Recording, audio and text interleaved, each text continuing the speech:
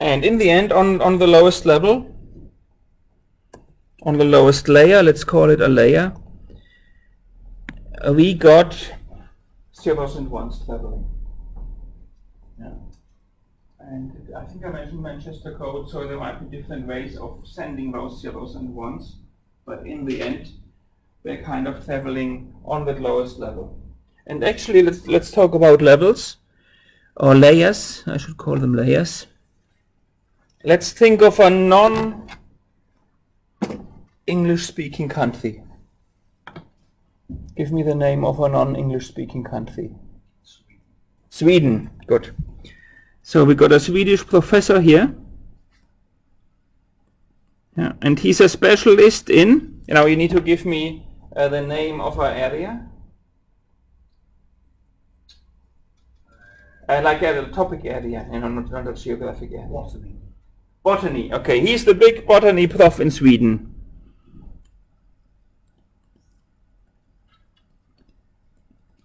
Okay, now we need another non-English speaking country. Somebody else? Difficult tasks.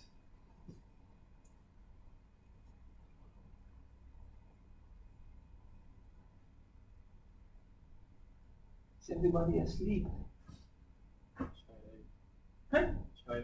China. Okay, so, and we've got another botany prof in China. Yeah.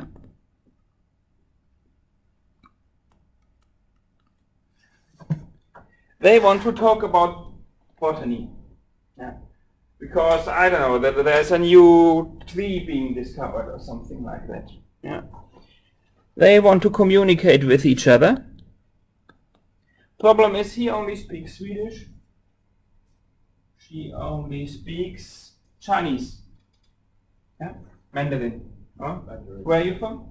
Shenzhen. Shenzhen. So does she speak Mandarin or Cantonese? You decide. Both. Both. Good. So what do? They need some sort of translator.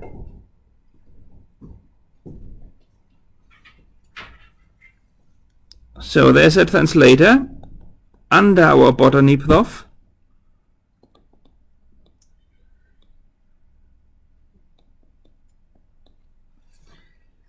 And he speaks Russian. And Sweden used to be a neutral country, so they learned a bit of Russian as well. Or was Sweden neutral? I think it was neutral in the Cold War, I'm not sure. Maybe they were not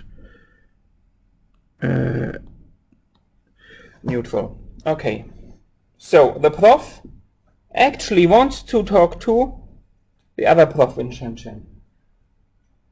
But they can't, they're not in the same location, they don't speak the same language. So the prof gives the message to the translator will translate it into Russian, and that message will somehow go to the admin to the assistant in Shenzhen, and that translator will translate it back from Russian into Chinese. Yeah. So actually on a logical level,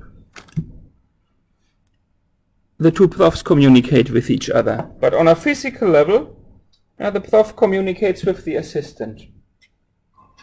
The two assistants communicate with each other on a logical level, and the assistant then physically gives the message to the prof. And so there are different kinds of communication happening here on different layers. So how does that message actually get to Shenzhen?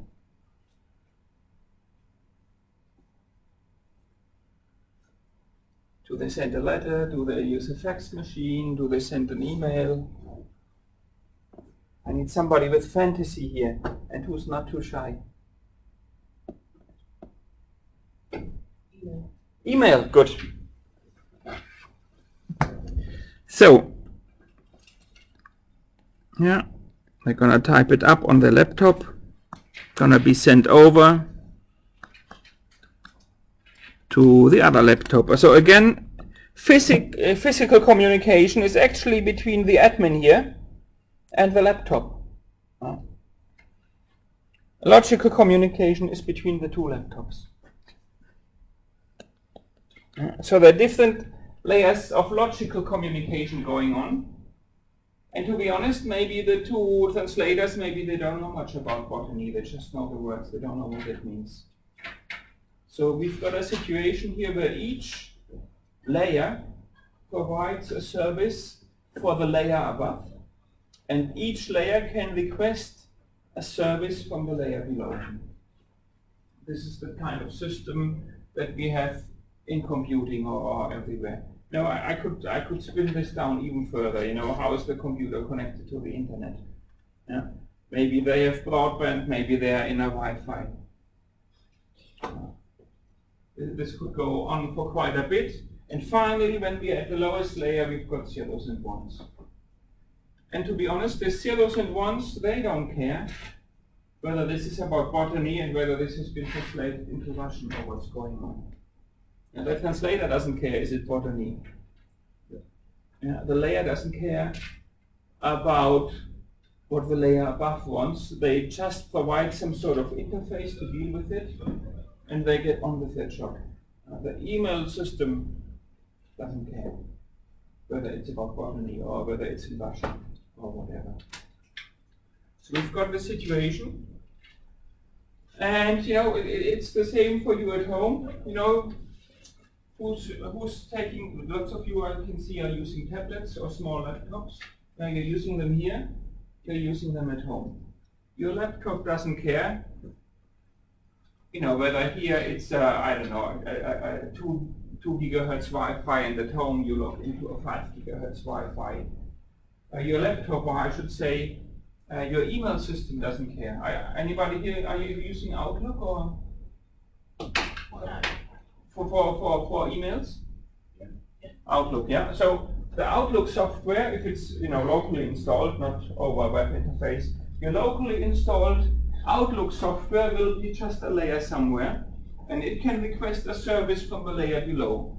And for your Outlook software, it doesn't matter at all whether the data is being sent with a 5 gigahertz Wi-Fi or with a 2 gigahertz Wi-Fi or with an Ethernet cable.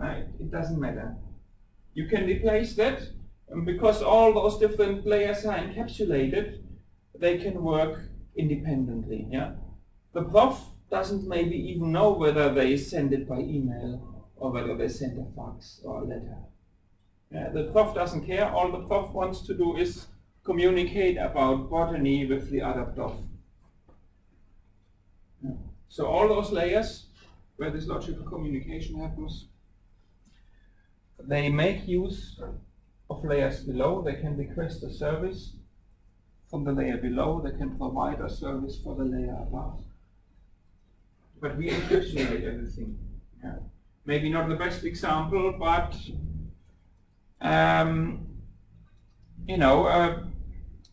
everything is standardized. It doesn't matter for your, not the best example, but it doesn't matter for your laptop whether it runs on battery or whether it runs from the power outlet. It will work in either case. We've got certain interfaces we provide, and this is also what we do in computing. And the zeros and ones we looked at, this is basically, why am I talking about this? Because you might say, I've been using a computer for 10, 20 years. I've never seen the zeros and ones, yeah, because they're happening on a lower level. And it doesn't matter for your machine, basically, what happens on the different levels.